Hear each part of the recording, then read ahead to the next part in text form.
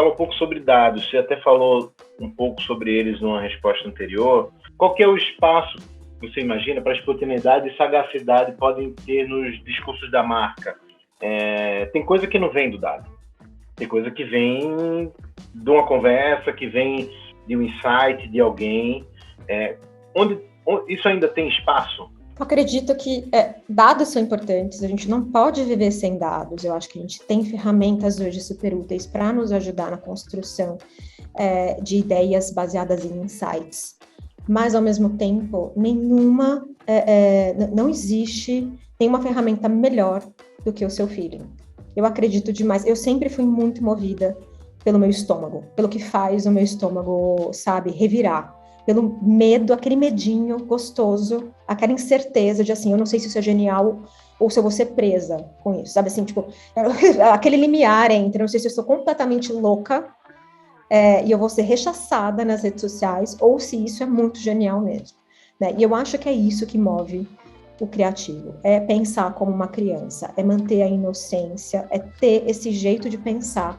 Eu, por exemplo, tenho alguns processos criativos meus, né? Como se quando eu sento para criar, todo criativo tem o seu jeito, seu ponto de partida, o jeito de começar a pensar, mas a gente foi condicionado a pensar de uma única maneira. Não à toa, quando se inicia uma campanha, é muito difícil tirar da cabeça do criativo que ele precisa começar pelo filme. Por quê? Porque a gente foi condicionado a pensar no filme primeiro. E a gente entendeu que, não, se eu não tiver o filme, eu não tenho a campanha. Aí você fala, não é, a campanha não é o filme, a ideia não é o filme é o formato. A gente foi colocando os formatos na frente das ideias. O formato acima do nosso feeling. Eu acho que a gente tem que confiar muito no nosso instinto, porque é isso que trouxe a gente até aqui, sabe? E como criativo, eu acho que todo criativo é muito bom de faro. Criativo é bom de tendências, a gente precisa ficar de olho no que está acontecendo no mundo, e nem sempre o dado corresponde, nem sempre a pesquisa que você vai rodar com um grupo seleto de pessoas vai refletir o que é o mundo, né? Assim como a gente tem que ser cauteloso também quando a gente tem um feeling, e quando a gente tem uma hipótese que é só nossa, e a gente quer que isso reflita para muita gente. No TikTok, por exemplo, a gente fala muito sobre o risco, sobre você se permitir fazer diferente, porque ninguém é uma coisa só. Então, por exemplo, você é um criativo que cria campanhas para televisão há muitos anos. Na hora de criar para o TikTok, na hora de criar para um formato que é mais desformatado, você tende a ter um bloqueio, porque você fala, não, mas como eu só sei pensar daquele jeito. Não é verdade. Todo criativo pode ser criativo multicanal. A ideia funciona em qualquer lugar, é sobre a ideia, não é sobre o canal que vai rodar. Mas quando você olha para o TikTok e você vê aquele monte de conteúdo sendo produzido todos os dias por pessoas aleatórias, pessoas que estão simplesmente vivendo, elas não estão fazendo propaganda, elas estão vivendo e fazendo conteúdo da vida delas. Isso traz pra gente um aprendizado muito grande, de que assim, puxa, todo mundo pode ser criativo, ideias podem vir de vários lugares diferentes, de pessoas com profissões aleatórias. Muitas pessoas descobertas, tipo assim, Pequena Lô, descoberta no TikTok, ela é psicóloga, PCD, uma pessoa totalmente, né, anticonvencional, não seria o perfil de uma comediante, por exemplo, contratada por uma mídia tradicional. E a gente vê fenômenos acontecendo, nascendo no TikTok, se descobrindo. Então, eu acho que o que falta um pouco para as marcas é coragem para arriscar.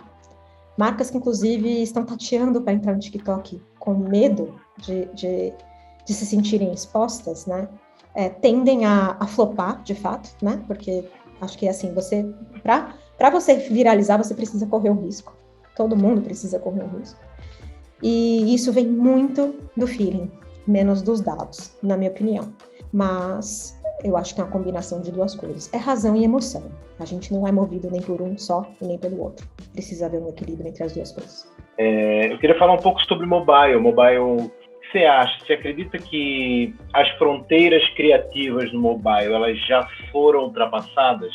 Ou a gente ainda está escalando esse grande Everest que se chama surpreender o consumidor? Eu acho que ainda tem muito espaço para percorrer, falando de mobile, falando de criatividade de modo geral. Muito por causa disso que eu acabei de falar, de as pessoas ainda estarem condicionadas a um jeito único de criar e acharem que criatividade cabe dentro de uma campanha que começa por um filme.